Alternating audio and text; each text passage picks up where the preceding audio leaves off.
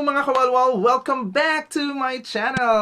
And I am hoping guys that you are all doing great and you are all okay. And for today's video ay pag-uusapan po natin ang mga requirements, common questions, and also bibigyan ko kayo ng tips kung paano maipasa ang inyong interview sa Philippine Immigration.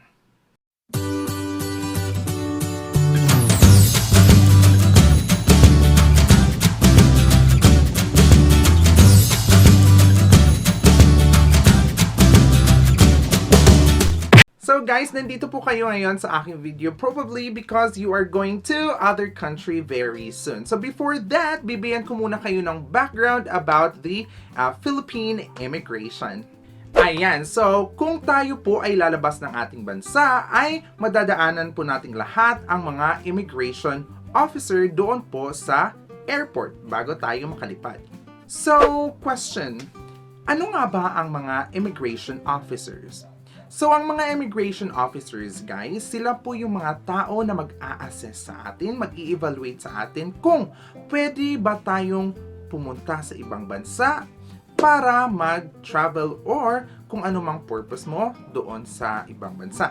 So, basically, guys, yung job nila ay to assess us kung kaya ba nating mag-travel and also to protect us na ma-abuse sa ibang bansa. So, kailangan talaga nilang i-evaluate and i-assess tayo para ay maprotektahan yung mamamayang Pilipino na hindi ma-abuse doon sa ibang bansa. So guys, kung makita at ma-observe ng immigration officer na may kahinahinala sa iyong travel at sa purpose mo ng pagpunta doon, ay hindi kanila papayagang lumabas ng ating bansa.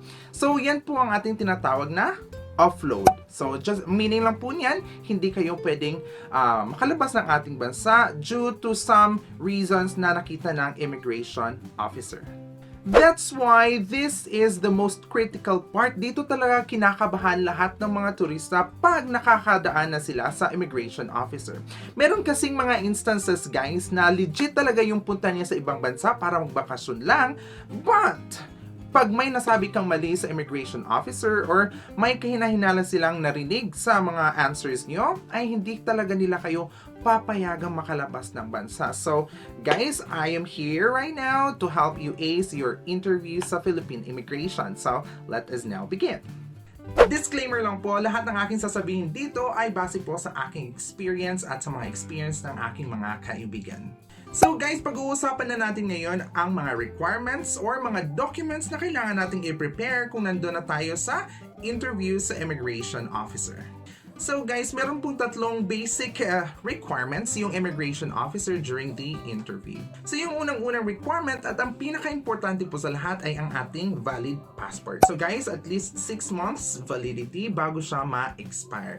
So guys, always remember, dapat nasa good condition yung inyong passport. So as what you can see, parang nabubura na yung wordings dito sa aking passport. So nakalagay po dito, Pilipinas pasaporte. Pero, look at this. Diba, hindi na siya masyadong makikita. But that is okay, guys. As long as walang punit at walang mga ibang nakasulat dito sa loob ng ating passport. So, yun lang po ang importante.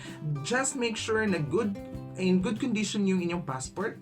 And yes, there, you're good to go.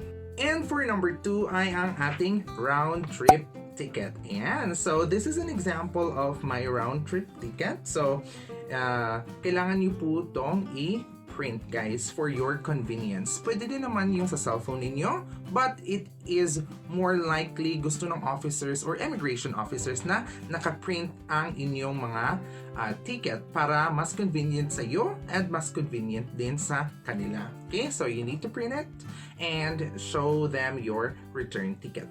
At ang pangatlo po ay ang visa. So, kung ang bansa na pupuntahan nyo ay nangangailangan ng visa, so kailangan nyo pong i-provide yun at nakatatak po yan doon sa inyong passport. So, mga bansang kailangan ng visa ay mga Japan, Korea, and China, and many more. So, guys, if yung bansa na kailangan na puntahan ninyo ay may visa, dapat makaprovide po kayo niyan. So, there you go. Those are the 3 basic requirements na kailangan po ng mga immigration officer. Pero guys, meron pong mga additional requirements na kailangan natin i-prepare just in case na hanapin ng mga immigration officer. So, these are the following na kailangan natin i-prepare. Yung unang supporting document po na kailangan natin ay ang ating mga hotel reservation. So, kailangan po nating i-print yung ating hotel reservation na nabook po natin doon sa ibang bansa. So, guys, there are many immigration officers na magtatanong talaga kung nakabook na kayo ng accommodation doon sa ibang bansa. So, number 2 guys, ay dapat nyo pong dalhin yung inyong company ID. Yan. So, they will just make sure guys na you can travel, you can afford to travel, at meron po kayong babalikan na trabaho dito sa ating bansa. Yan. So, dapat makita po nila ang inyong company ID.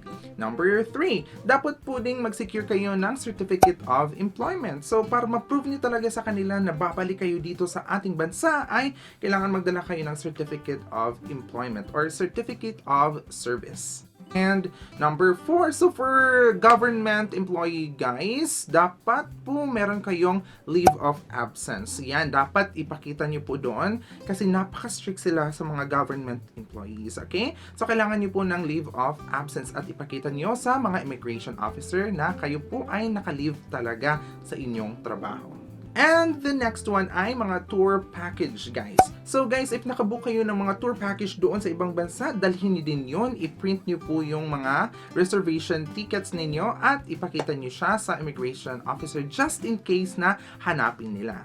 And the next one ay mga itinerary. So, kung pupunta po kayo sa ibang bansa, 'di ba? Dapat planuhin natin, guys. So, dapat ipakita natin sa immigration officer na tayo ay handa. So, just in case maghanap sila ng mga itinerary, meron po tayong maipapakita. So, makikita nila doon na tayo ay handang-handa na pinaplanuhan talaga natin ito at alam natin kung anong gagawin natin doon sa ibang bansa. So, that's a plus point kung maghahanap sila ng itinerary. And that's a plus point for you.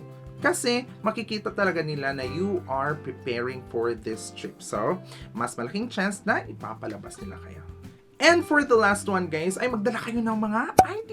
So, any kind of ID, alumni ID, company ID, government IDs, para talaga ma-prove nila na ikaw talaga yan. Kung hindi sila maniwala sa pagmumukha mo, so you can show them different kinds of IDs na ikaw talaga ay totoong tao. So, yun lang talaga guys. Yun lang talaga yung mga basic requirements as a tourist para tayo ay makapasa sa immigration officer. So, if you can provide bank statements, yung mga bank statements ng mga bank, you can also bring that one. Mas mabuti na yung sumobra kaysa magkulang guys. So, yan. Gawin nyo ang lahat na i-support yung mga reasons nyo na makapag-travel talaga kayo sa ibang bansa. Alright, so those are the requirements para tayo ay makalabas ng bansa. So guys, ngayon pupunta na po tayo sa common questions na tinatanong ng mga immigration officers. So guys, here are the questions nga common talaga na itatanong sa inyo, and I'm very sure na meron talaga may itatanong sa inyo dito kahit 2 or 3 questions na while you are having your interview. So let us begin. By the way guys, ang unang-unang po yung gawin pag nandun na kayo sa immigration officer ay ibigay po ang inyong passport. That is very important. So, kailangan ibigay niyo yung passport ninyo. And, smile! So, after niyo pong mabigay ang inyong passport, ay magsisimula na sila magtanong. Ding ding ding ding.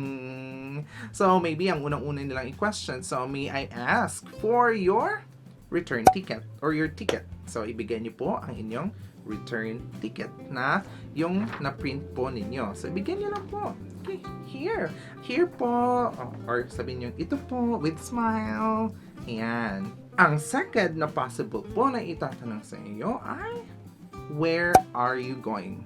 Ayan. So, alam na nila guys kung saan ka pupunta kasi nakita nila doon sa ticket niyo, di ba? So, just to make sure, ayan. So, just to make sure, dapat alam nyo kung saan talaga kayo pupunta, ha? Dapat nasa isip at puso nyo yan, guys. Baka magkamali kayo, uy, that's a no-no. So, remember kung saan kayo pupunta. So, sa pagsagot po dyan, so, if you are going to Singapore, pupunta po ako ng Singapore or pupunta po ako ng Taiwan, pupunta po ako ng Hong Kong. So, yan lang guys. Very simple.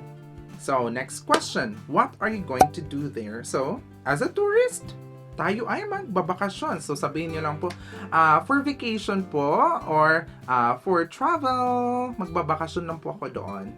So, yan lang guys. So, answer what is asked, okay? Wag nang magpasobra ng mga answer, okay? Answer what is asked. Next possible question, how long will you stay there? Yan. So guys, dapat talaga isa puso nyo lahat ng mga details ng inyong travel. So you can say, magsistay po kami doon ng 5 days or 1 week or 2 weeks. Depende po kung how long will you stay there, okay? So very simple lang.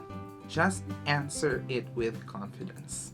And after that, maybe magtatanong si immigration officer, whom are you traveling with? Ayan. So kung may kasama ka, sabihin niyo po na I am traveling with my colleague or my workmate. I am traveling with my friend or I am traveling with my family. So kung ikaw lang, I am traveling solo.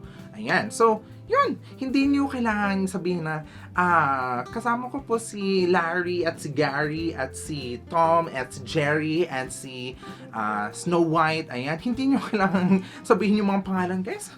Hindi alam ng officer kung sino-sinong mga yon. So, dapat i-categorize niyo siya by group, okay? My friends, family, or my colleagues, okay? That's very important. And after that, maybe magtatanong sila, when will you return to the Philippines? Ayan. So, guys, dapat alam niyo talaga yung details ng pagbalik niyo, pagpunta nyo at pagbalik nyo, mga date, yan, dapat isa puso nyo po yan, guys. So, sabihin nyo po, babalik po kami ngayong June 24 or babalik po kami July 20. Ayan. So, dapat alam nyo po yun, guys. And there you go. So, once satisfied na sa immigration officer sa mga answer nyo po, ay makakalabas na kayo at makakapasa na kayo sa interview. So, guys, my tips for you ay just be honest. Guys, sabihin nyo talaga yung totoo na magta-travel lang talaga kayo doon at wala kayong ibang gawin. So, just be honest, okay? So, walang masama sa pagiging honest, guys.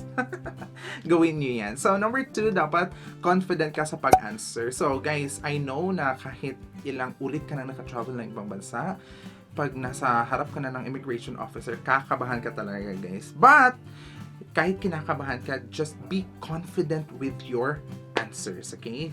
Be confident. Next ay, you need to dress well. So, hindi naman siya necessary na mag-dress ka talaga. So, just dress well na makita nila na you're capable. You are capable na makapag-travel. Kasi merong iba kasi ng mga judger. kung hindi ka mag-aayos dyan, baka sabihin nilang, baka hindi to capable na mag-travel kasi tingnan mo yung suot. So guys, dress well. So hindi siya necessary, hindi siya requirement, pero just a tip lang for you.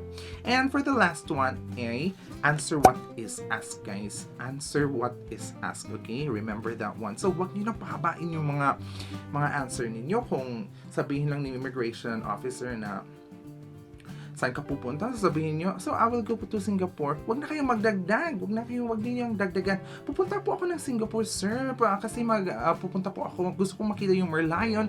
Gusto ko pong pumunta dito doon sa Gardens by the Bay. Ganyan. Huwag na. Just say the destination. Okay? Answer what is asked. So once again, guys, those are the basic questions na itatanong talaga sa inyo during the interview. So, now, once hindi satisfied ang immigration officer sa inyong mga answer, ay i-hold po nila kayo.